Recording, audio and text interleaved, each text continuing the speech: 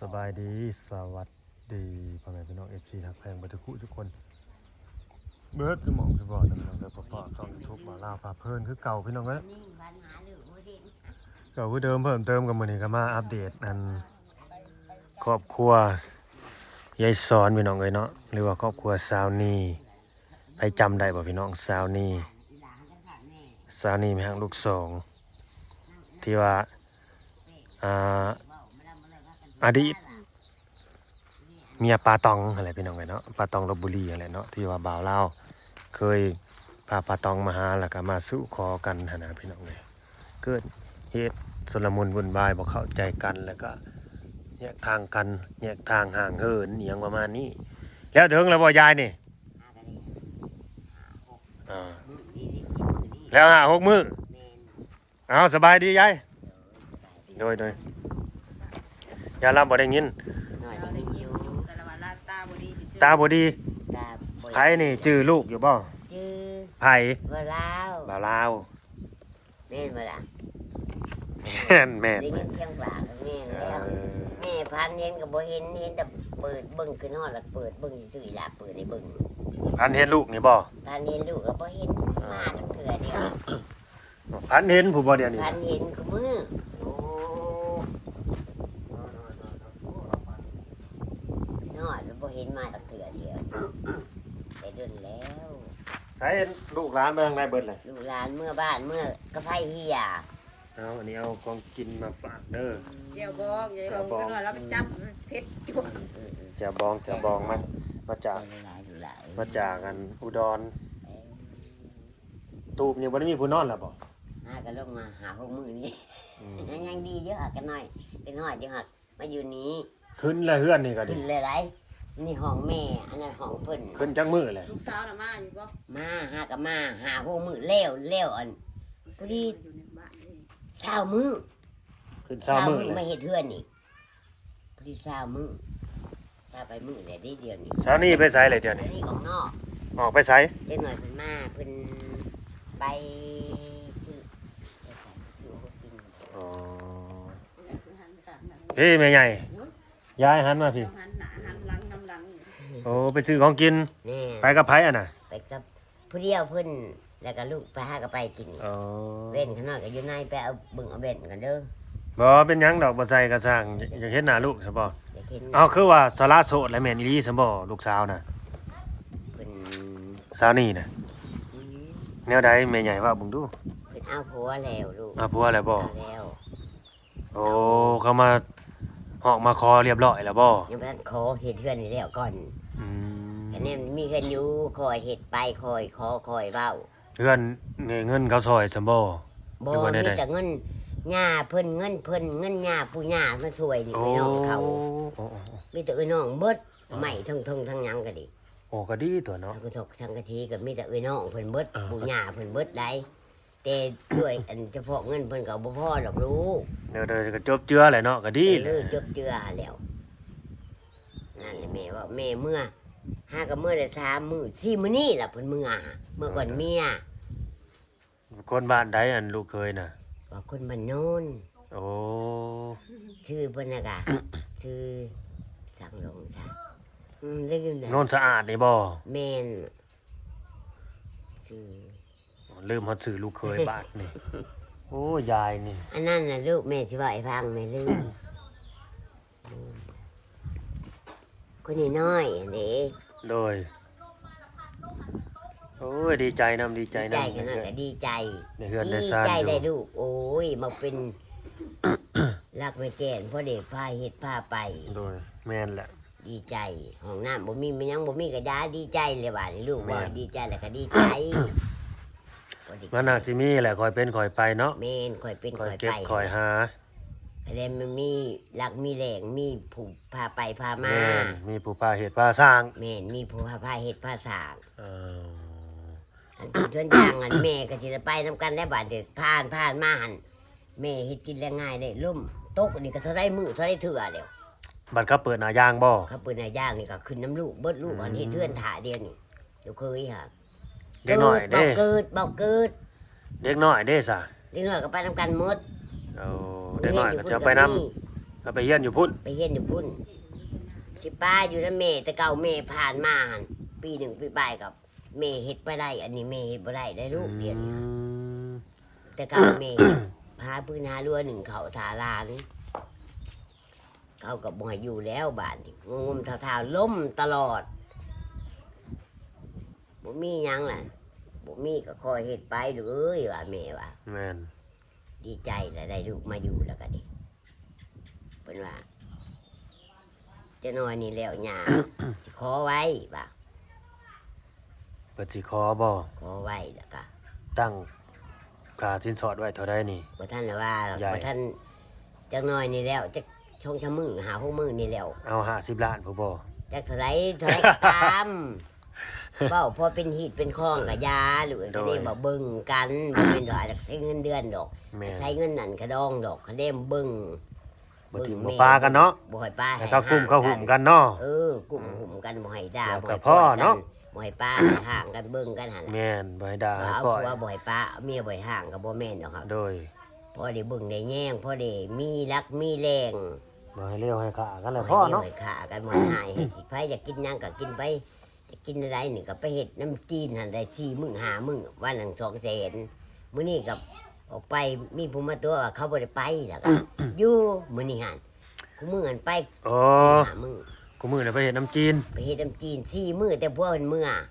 โดย มื้อนี้บ่ได้ไป4-5มื้อนี้บอก ไผสมาก่อให้นี่ลูกเคยบ่ก่อเอง เคยละน้องเพิ่นเบิดปู่ย่าเพิ่นมาเฮ็ดนี่ โอ้ทั้งปู่ทั้งย่าอีกมาเฮ็ด ปู่ทางย่าได้มามันไม่น้อยได้รู้ไก่มือโตมือทองเป็นหมูเป็นงัวเป็นควายเอามาถูกกินคู่มือเขาก็เป็นสอบ2 สอบสีมากินเบิดเจ็ด เออ เพิ่นเฮ็ดคู่มือได้มาจนว่าไหลหลุดมา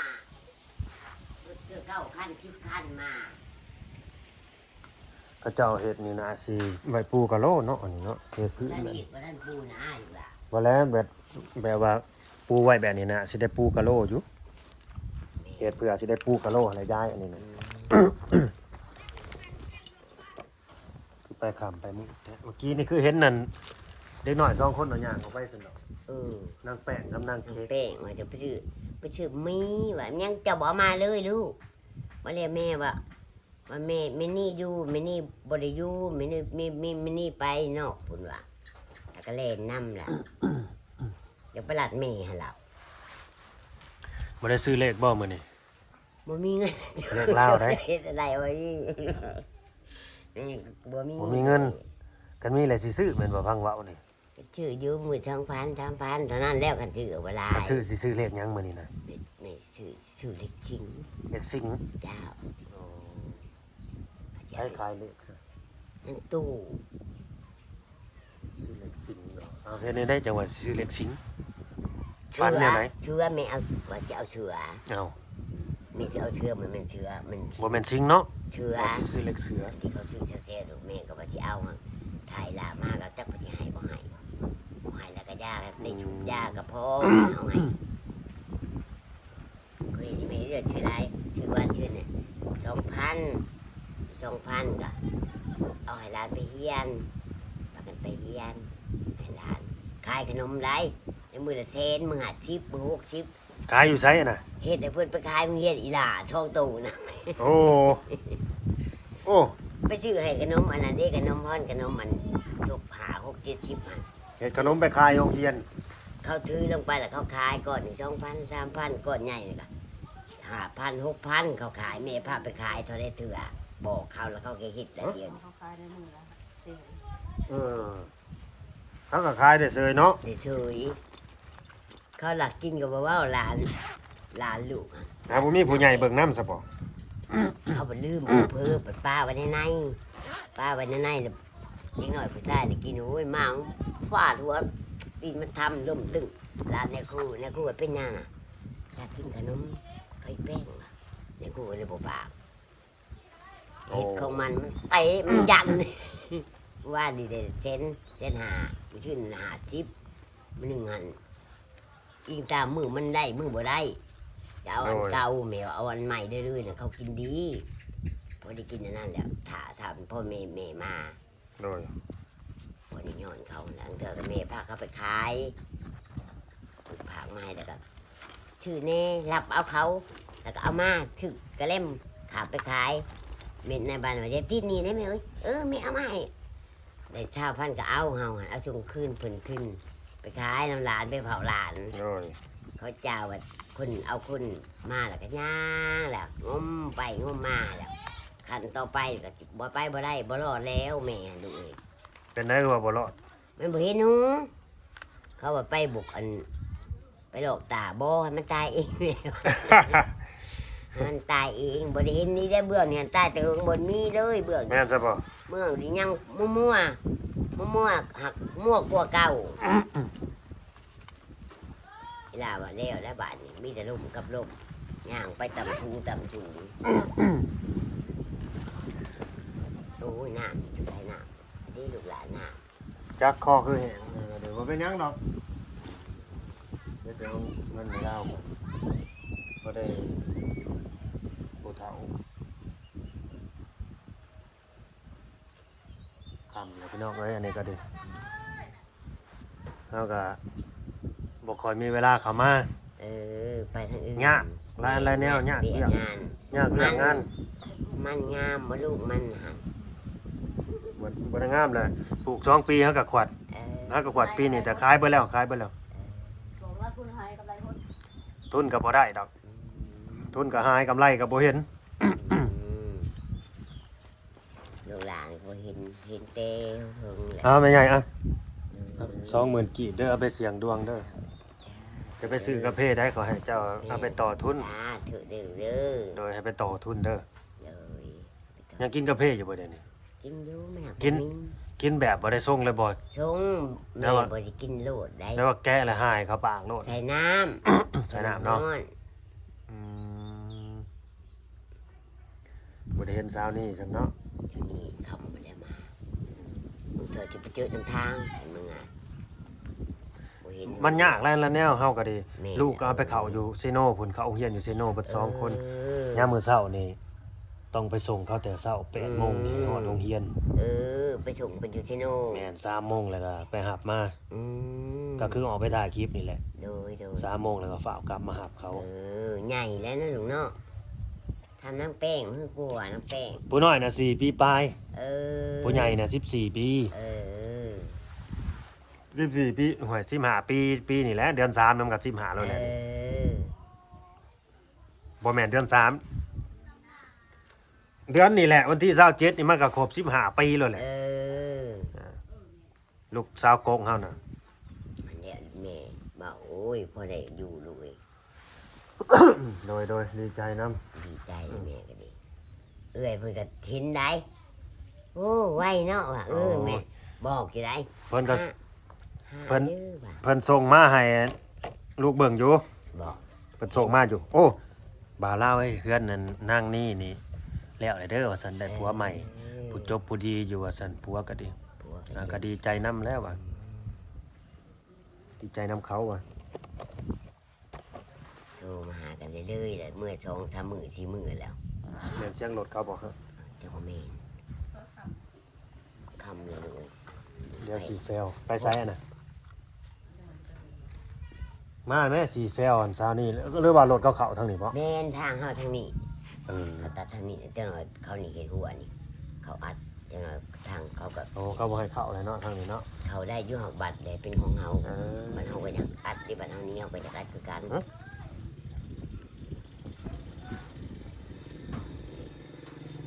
ที่ถ้าเชื่อกันนี้ จะไปขี่รถนะแม่ถ้าผมไปแม่เดียว ปลาตัวของกินเต็มรถอะหยะเจอ แม่ว่าพันหาก็บ่เห็นดูหันจักไปทางไหนดี ยังจื้อกันอยู่บ่นี่จื้ออยู่ บ่จื้อบ่ได้เห็นหนาโดนเลย จื้อโอ้สบายว่าเป็นตาหน่อยอกหน่อยใจครับบาด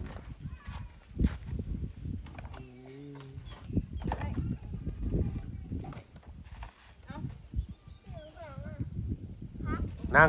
ไอ้แป้งนั่งเค้กนี่ได้พอใหม่กับบ่ส่งข่าวเนาะ อ้ยได้ของกินเป็นพวงมา เป็น มา ยังลูกมันลมขาดไป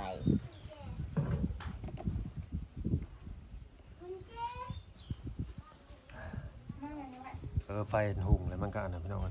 โอ้ม้านี่ก็ดีเนาะม้าไผอันนี้ มานี่เพื่อนนี่ลูก เลี้ยงม้านะบ่ เฮาขับมาโง่แหละ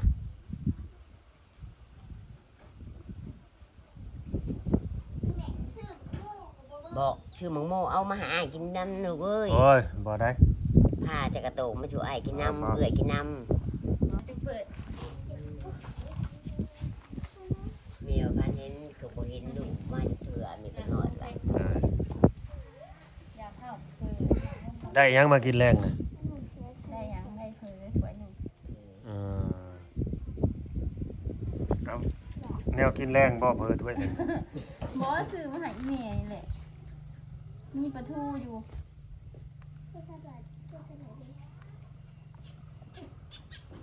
มีตู้เย็นแล้วซะบ่อยู่ในนี่นะ โอ้นะมันมีไฟบ่มีมี ไผ่นี่แหละลูกหล่ะ มีแต่ไฟ อ๋อ ไผ่อันเดียวนี่แหละ คือบ่หมุนบ่ได้เนาะ แห้งคำมากก็แห้งไปแห้งไป แนวตัวนี้มันคือท้องใหญ่แต่ มื เนาะ อเขาใหญ่จังมือแล้วมันสิได้ลูก เบิดมือ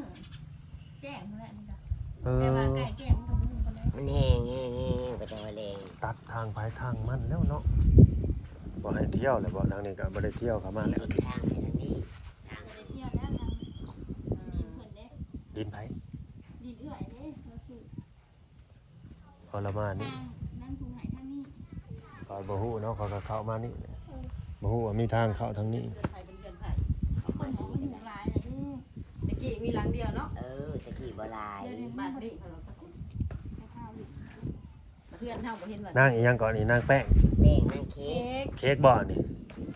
สบายลูกนี่ลูกแห้งลูก เค้ก อ้ยยกมือ สบายดีป้าลุงดูหะ สบายดีกัน นั่งจบนั่งสบายดีป้าลุง เฮียนอยู่ห้องได้เลยนี่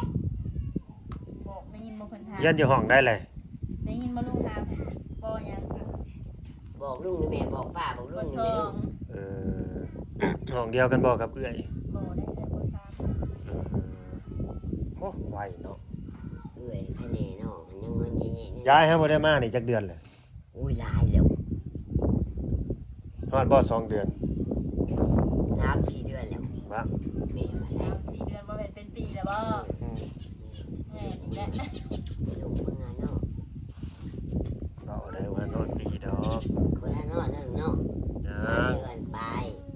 เดือน5 เดือน6 เดือน11 เดือน12ก็มาเดือน1ก็มา โอ้อันเพิ่นนอนกับไผสานอยู่นี่นะกลางคืนน่ะนอนผู้เดียวบ่หรือหลาน หลาน2 คนนั่นนี่ล่ะ เอ้า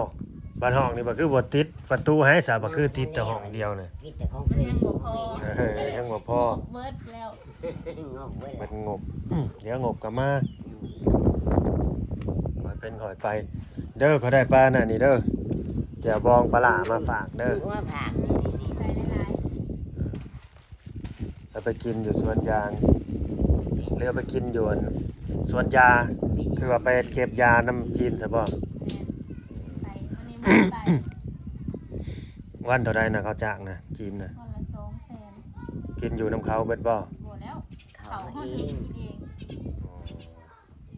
เอง ดีแหละงานอยู่ในนี่ เขาไปเนี่ย วันละ200,000สิบ่ดีกว่าไปตัดน้อยบ่ ดีกว่าแล้ว กว่าตัดอ้อยแล้ว ตั มันจะ ด มือ อ้อย แสน ทีนี้บ่ได้ตัดเลย เป็นหยัง ตั้งแต่มายังบ่ได้ลุง มือบ่ด้านแล้วจะปีนี้เนาะก็สิยาเลยแล้วซะ บ่ได้มันบ่มีเวลาแหน่หากันแล้วอันนี้ล่ะจ้ะไปเฮ็ดอันนี้อ้อยก็เพิ่นจะนะ ถ้าไปตัดน้อยให้ข่อยเด้อ เจ้าก็มีอ้อย นี่ ตัดเนี่ย ยังปีหน้าพุ่นแหละ ปีนี้น้อยก็เดียวว่าปีนี้ ปีหน้า ปลูก นั่นแม่ทำข่าวว่ามันเป็นอะไรลูกมันว่ะชนยางใหญ่แล้วบ่ลูก ยังก็ งามแล้ว 3 ปีนี้ ช่วง แล้ว บั ก็ ว ได้ เลยเนาะ 3 ปีโอ้ยบ่ว่าแต่ถั่วบัวละยายเอ้ย งามเลยสัตว์ มีอันน้ำท่วมไว้เนาะปลูกทีแรก เด้อสิถามนะจื้ออยู่บ่จื้ออยู่ไผ โตลาว บ่าวลาว ดูแล้ว เอ ว่าจื้อเฮียนอยู่ห้องได้เลย ปสาม ปสามบางได้นี่คือเห็ดหนางงๆซะตอนเจอกันอยู่คนทางเนี่ยว่าจื้ออยู่บ่ตอนอยู่ฮะ จืออยู่ได้หนึ่ง จื้ออยู่น้อยหนึ่ง ไปบอกว่าอีเนี่ยคุณมากนะอีเนี่ยมีข้างว่ะ เออ คนที่ข้างบอกพ่อคนไหนลูก โอเคสิได้เมื่อปลาได้ยายเด้อบัดนี้เด้อ โอ้ยแห้ง โอ้ยดีมีแห้งที่กันเจ้ากัน มีลูกชาย โอ้ย สาธุ สาธุเนาะอยู่ดีมีแห้งเจ้ากัน เห็น เนาะ หน้าเห็นตาไม่คนนอนไม่ห่วงลูกได้ผู้เห็นมาตั้งเถื่อดีจะกินกับพี่ดีแบบว่า กินฮอดก็โทรหาแหละเนาะให้ลูกสาวเด้หลานสาวเด้ติดต่อหาติ เบอร์โทรยังโทรศัพท์ก็ฮอบบริจาคบ่ยังโทรบ่ได้แล้วมันเสียแล้วให้บุญแต่ แป้ นี่ งกับตู้มาได้แล้วตัวมีเฟซจังนะ